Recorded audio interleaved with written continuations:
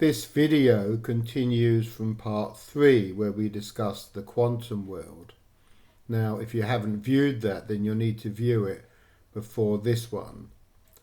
In this video we're going to resolve the quantum world and the classical world.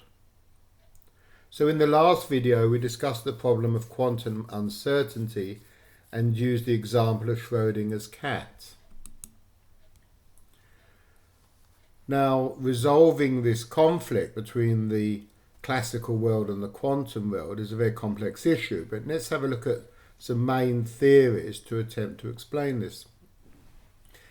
In the many worlds theory, there are an infinite number of universes, and every possibility is resolved into one universe or another. We happen to live in a universe where the possibility is resolved in this particular way. The cat is alive in our universe, for instance, but there's another or many others where it is dead. We could say that everything is preordained. The particle could only go the way it went. If we see the cat as alive, it always was alive. We could say that the universe is subjective. Now, in this theory, the external universe and the mind are interrelated. Some early experimented noticed an intriguing relationship between quantum physics and Eastern mysticism. Thus, in this theory, the act of a conscious mind viewing the result has affected the outcome. The cat is neither alive nor dead until it is observed. Now, it may be that we could argue that there's faster than light particles. It's possible to explain that there's nothing mysterious going on, but particles that are able to travel faster than light appear to go back in time. So once the wave has been clapped, so to speak, the particles go back in time to resolve this outcome. In other words, if we see the cat as alive, the particles go back in time to ensure the cat always was alive. So this doesn't really resolve anything, it's just a way of explaining some possibilities as to how this could come about. So let's examine these now in more detail.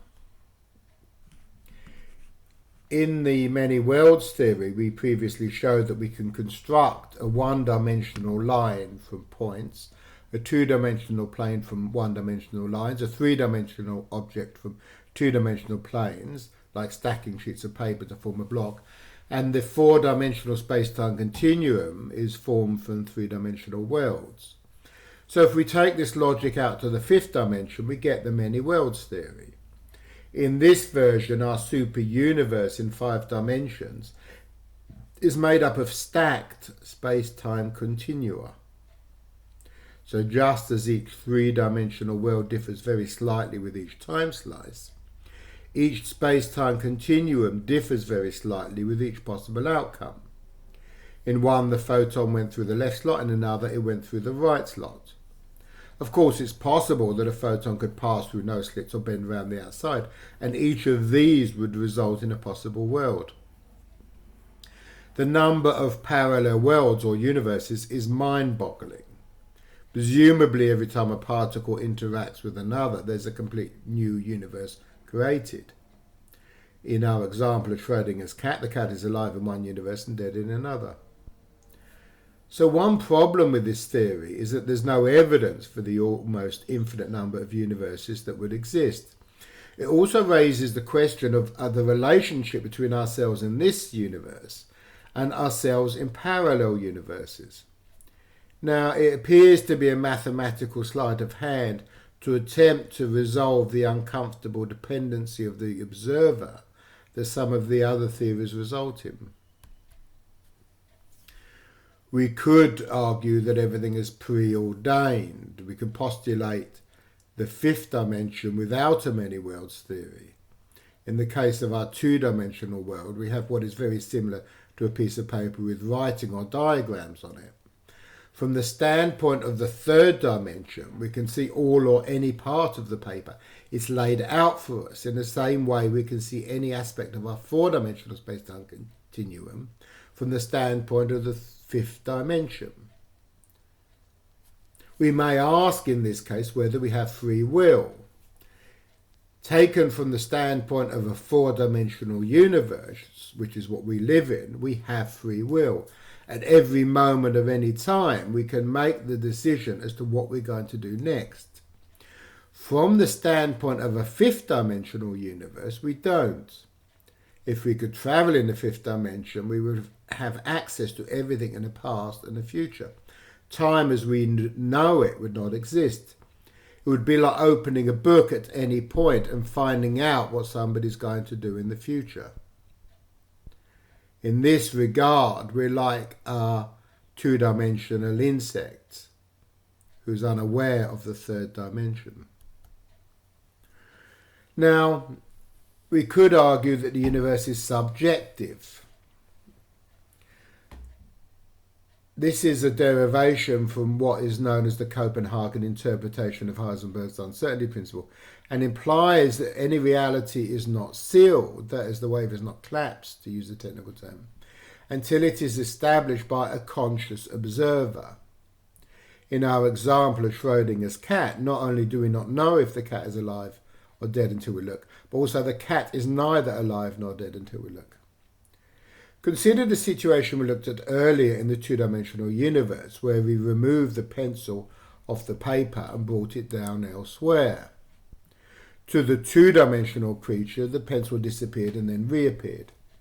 If the creature was to ask itself, where is the pencil when it disappeared, it wouldn't be able to give a rational answer. In the same way, when we ask whether Schrödinger's cat is alive or dead, we are in the same situation. Its state can only be understood from the realm of the fifth dimension. The idea that observing the result changes it creates a problem for classical physics, as the whole basis of experimental physics demands repeatability and objectivity. It also raises issues regarding the nature of reality and the interaction between mind and matter.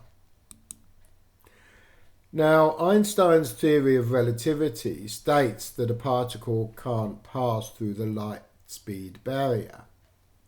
However, a particle can be created that travels faster than light, and such a particle would travel back in time. So this is not a different theory, but is a kind of explanation for how the process might work.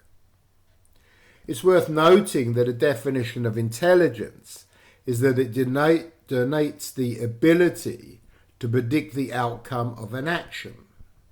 So the more intelligent an organism or person is, the better they are at taking an action to produce a desired outcome. Now, if we have particles that can travel back in time to ensure that a particular outcome is produced, these particles are the agents of infinite intelligence. The outcome must be produced with absolute certainty. This is surely of a godlike quality, and this is a topic I'll return to later on. So this idea of faster than light particles is not simply complements the other theories. It's not exclusive. It's worth considering that in string theory there's a concept of rolled up dimensions. In one sense, it's a mathematical sleight of hand, but we can understand it this way. When we considered our two-dimensional universe, it was as if our two-dimensional surface was a set of one-dimensional lines, and our three-dimensional solid was a set of two-dimensional surfaces, and our four-dimensional space-time continuum was a series of time slices of three-dimensional worlds. If we accept the multi-universe concept, then we take this idea into the fifth dimension, as we discussed before. The multi-universe is a series of four-dimensional space-time continua. However, we can consider that the fifth dimension is, as it were, rolled up.